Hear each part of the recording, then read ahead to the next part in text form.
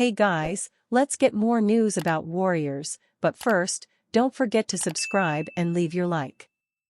Jason Kidd credits Kyrie Irving for Dallas Mavericks landing Klay Thompson. The Dallas Mavericks were able to pry Klay Thompson away from the Golden State Warriors, the only franchise he's ever played for, signing him to a 3-year, $50 million contract this offseason. According to Mavs head coach Jason Kidd, they wouldn't have been able to do it without the help of Kyrie Irving.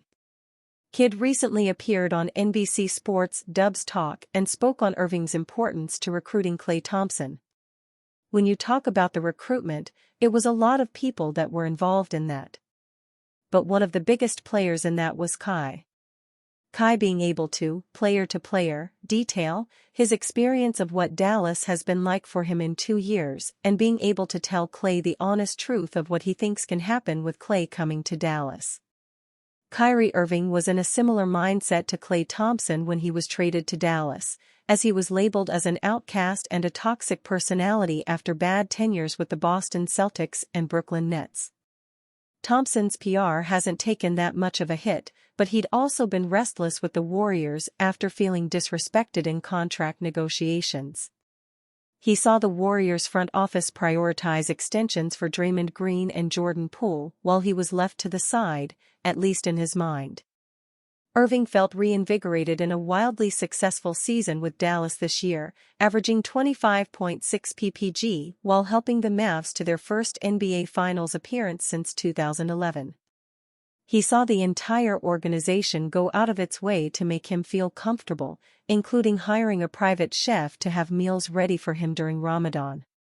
After a disappointing season with the Warriors, Thompson hopes a change of scenery is what the doctor ordered to find happiness in basketball again. He had an incredible run with Golden State, winning 4 championships and making 5 All-Star games while sitting 6th all-time in made three-pointers.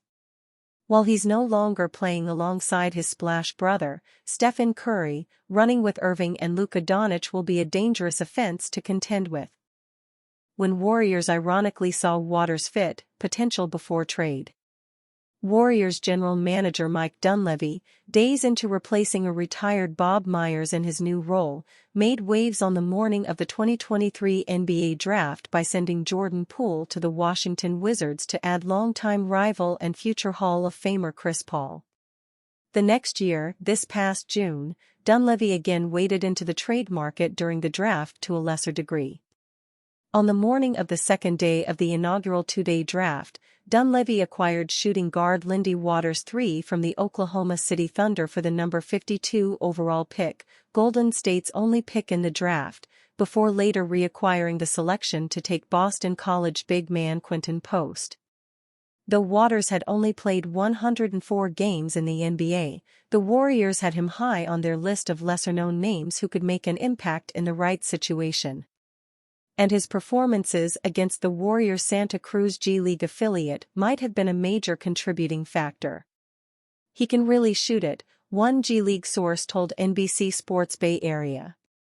The same source noted it felt like Waters made 6 three-pointers every time he played Santa Cruz. In Waters' one game last season for the OKC Blue against the C-Dubs, that number was spot on. His showings from previous years stand out, too. Waters on February 28 of last season exploded for 34 points against Santa Cruz in a 5-point overtime loss, 121-116, going 12 of 18 from the field and 6 of 10 on 3-point attempts. The 6'6" undrafted sharpshooter out of Oklahoma State shot 2 of 4 in the first quarter for 4 points, but he missed both his shots behind the 3-point line. He again was 2 of 4 in the second quarter, both made shots being threes to give him 12 points at halftime. Coming out of halftime, Waters was reminiscent of the unstoppable third-quarter Warriors, when Golden State would flip a switch and turn the lights off on the other team. Waters was unconscious. He took 4 three-pointers and made all 4.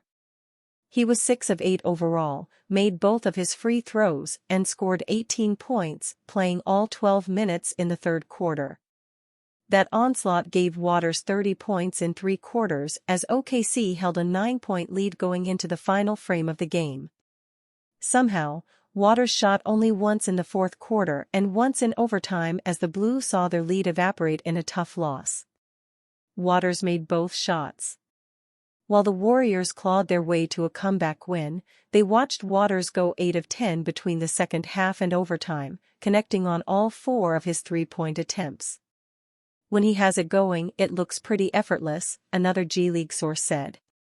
For those new to Waters' game, take a look below at what the Warriors witnessed 5 months before bringing him to the Bay Area. Video evidence from the most points Waters ever has scored in a G League or NBA game shows his ability and comfortability in making threes off the dribble and as a catch-and-shoot threat. On that career night, Waters scored 15 fast break points and had an 88.0 true shooting percentage and 83.3 effective field goal percentage. The previous season, Waters faced Santa Cruz twice in back-to-back days, scoring 11 points on November 9, 2022, and then 16 the next day. Waters first finished 4 of 10 from the field and 3 of 8 as a three-point shooter, and then improved 1 day later to 7 of 16 overall and made 5 of his 13 threes. NBA trade rumors: Warriors still believe they can pull off season-changing trade. In an ideal world, the Golden State Warriors would have been able to seal the deal in their pursuits via trade for Lauri Markkanen. In the end, the Utah Jazz may never have been all that serious about trading Markkanen, and perhaps the Warriors weren't all too thrilled about the idea of gutting their roster for a player who may not even help elevate the team toward contender status in the Western Conference. Nevertheless, after the deal ultimately fell through, the Warriors could be considered a team stuck in mediocrity. They don't have a good enough roster to realistically compete in the West for a championship, but also aren't bad enough where they'll be able to secure a high draft pick in the highly touted 2025 NBA draft class. But all isn't bleak for the Warriors, at least not in their eyes.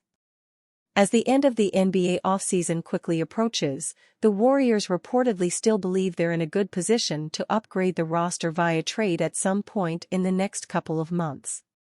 Whether Golden State will be able to find the right trade target remains to be seen, but they still seem confident the right move could be out there for them and, perhaps most importantly, they feel they'll be able to pull it off.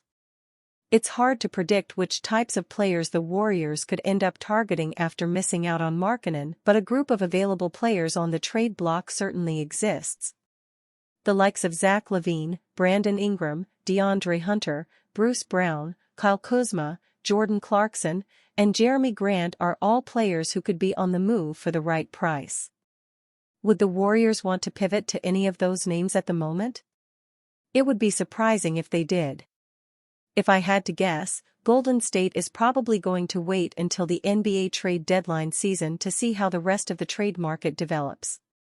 At that point, if the Warriors still aren't able to make a move, that's when it could be time to spark up the Steph Curry trade watch. As he heads into the final few years of his career, Curry likely wants to be in a position to compete for another championship. If he can't do that with the Warriors, you can't help but wonder if he would be open to exploring other possibilities. For now, though, there's no real reason to entertain that. However, if the Warriors do get off to a sluggish start and don't find themselves in a real position to upgrade the roster, the whispers are truly going to begin to grow. And you, fan? What do you think of the situation of Zach Lavine? Leave your opinion in the comments.